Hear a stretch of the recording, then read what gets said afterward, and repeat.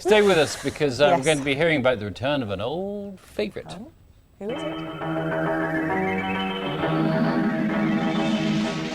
Oh, fantastic stuff. Guess who it is? It's Christopher Eccleston. He will be the new Doctor. And he's coming in here to tell us all about it. Right now, though, let's warp over for the latest from BBC's newsrooms across the UK. Is it warp? What did Doctor Who do? I don't know.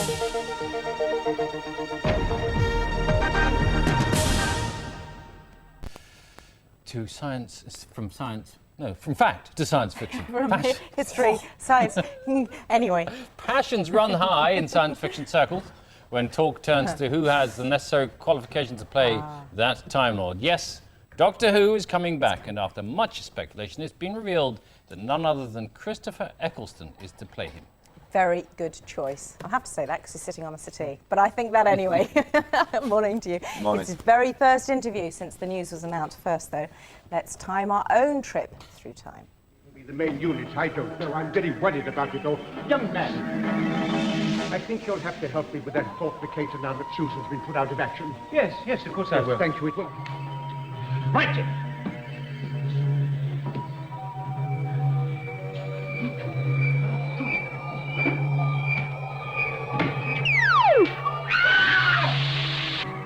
I'm trying to devise a weapon that we can use against them. Well, it's not very efficient, I know, but it's the best that I can do. And then you've got to take me to the security area of that factory. The Daleks accept no terms. They're programmed to wipe the thoughts on the face of this planet. There must be some will escape. Some survivors. A few, perhaps. They need to be grouped together into some kind of fighting force to strike the bunker. What does the man want with an obsolete metropolitan?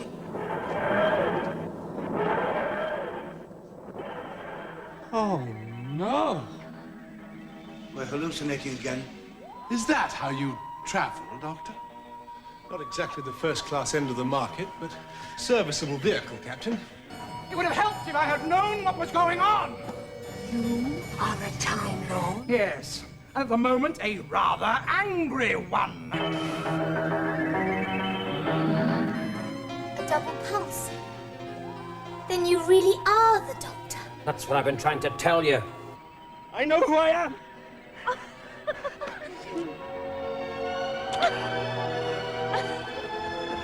I am the Doctor. Good! Now do that again. Yeah, I no, am you're the not the Doctor. Doctor. I am He's the the Doctor. Doctor. I am the No, Doctor. he's the Doctor. Hello, I'm Christopher. Spartacus. You are. Hello. Congratulations. Thank you. It's a fantastic job, Mm. isn't it? You Yeah. must have been very excited when you were given that. I was very excited, particularly because of the writer, who's Russell T Davies, because I've always chosen, I've always chosen my work on the strength of the scripts, and I worked with Russell on Second Coming, and I do think the most important thing about any television project is the writer and the script, and we've got some fantastic scripts. It's so very excited. Big shoes to follow in. Yeah. When you look at the people who've done it in the past. Daunting? Not at all, no, because I know we've got the writing, and that gives me that gives me a safety net.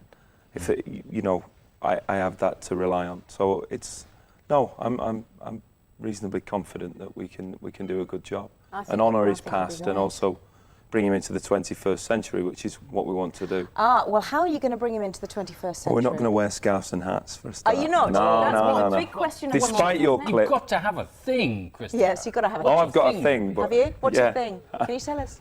Off camera. It's going to be a surprise. Scarves and hats won't be part of it. Right. But, well, no, I mean, that's all to be decided, what he's going to look like, what he's going to wear.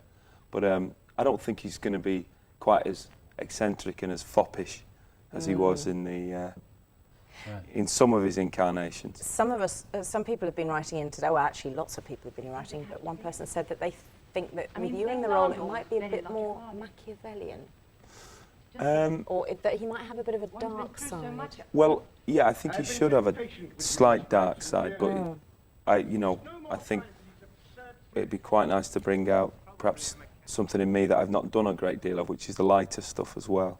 So it'll be a combination of the two. I mean, he's written, in the first episode, there's a line about most of all this is a man who enjoys himself. So he's a man of fantastic enthusiasm and curiosity. Sidekick? Sidekick, they're meeting lots of people at the moment. So you will have one? Yes, he will have a Rose Tyler is her name. Can she do more than just run around screaming? Well, that, you know, Russell, I mean, that's the sort of thing that Russell's on board to do. It would be nice, wouldn't it? Yeah, exactly, yeah. Give her more of a role, for heaven's I'll be doing the sakes. running around screaming. Oh, okay. Yeah. She'll be sorting things out. She's going to be much more intelligent, sort of proactive. Yeah. In a way, it's quite difficult, I think, to be scary these days because we get so much of it, don't we? I mean, the children see it on video and on the internet and all that sort of stuff, and you've still got to have that sort of sense of drama and the hiding behind the sofa feeling. Yeah. Are you going to use a lot of computer graphics or trickery like that in order to create I would imagine so. I mean, technology's moved on so much and so quickly that you know, there's the great things to be done. I don't tend to get too concerned. I leave that. I leave that to the people who know. I'll be concentrating on the character, and my concern will be that without becoming soapboxing and pompous, that we can sort of address social issues with it and address what's going on around us to a certain extent for young people and whoever else is watching. And again, I think that's why. I mean, you can parallel things with a science fiction scenario. You can parallel certain world situations and things. Threats to mankind can always be, you know, highlighted. That's a really interesting point. And I think bringing up social issues. Yeah, I think that's what Russell will do. Not just international, but also national. I think that'll probably be addressed by the casting of Rose and where Rose comes from and why she chooses to time travel. There's going to be quite a strong emotional story for Rose, I think, and why she chooses. Hang on. Surely not love interest. I would hope so. Oh, really? Yeah, I would hope so. Did He's got two hearts, Doctor Who, so they can both be broken. Room for more than one woman. They can both be broke. Did you watch when you were younger? I did, yeah. I remember Patrick Troughton. Yes. He's the first face I remember of it. Yeah. The music and that face, that haunted face. This is Sylvester. Oh no, and that's you what we're see, going you're through just them, seeing rattling Sylvester through McCoy, and here we are, Paul knots. McGann. Paul Yes. McGann. And the other question I'm interested in, you're from the north of England, but you can do all. I remember Cello Gravy had a fantastic Scots accent. But will he be received pronunciation like most of the doctors have been, or what do you think it'll be? No, I wouldn't. I won't be. I don't want to sound like a member of the royal family. No. Nor will I be. Perhaps my accent be as strong as it is now. I think it'll just be my voice. You know, my accent has been poshed up since I became an actor. Yeah. So he'll sound like me. We're not going to do anything too clever either way. You know? And will you be revisiting old enemies? Yeah, I think so. Really? Yeah. Can you bring back the dance? The ones that frightened me were the ones that looked like baked potatoes. The Sontarons or the Sontarins. Do you remember them? No, you see, I got completely freaked out by the ones that came out of the sea. Because when it was announced that you were doing it, we had this.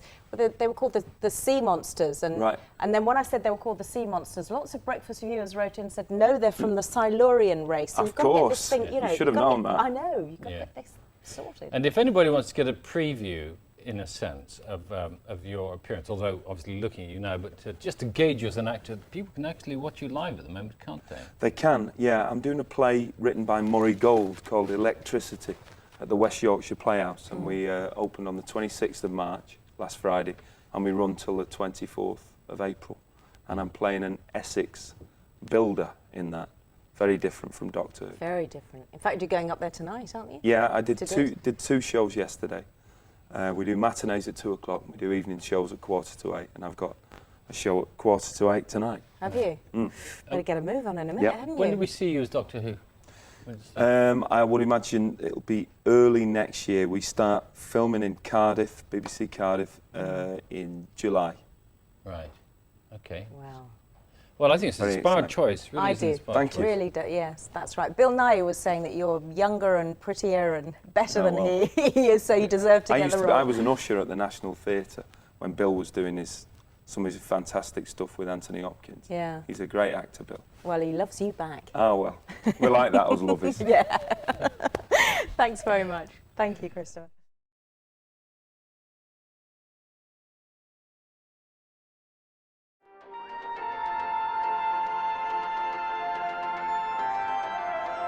Bye.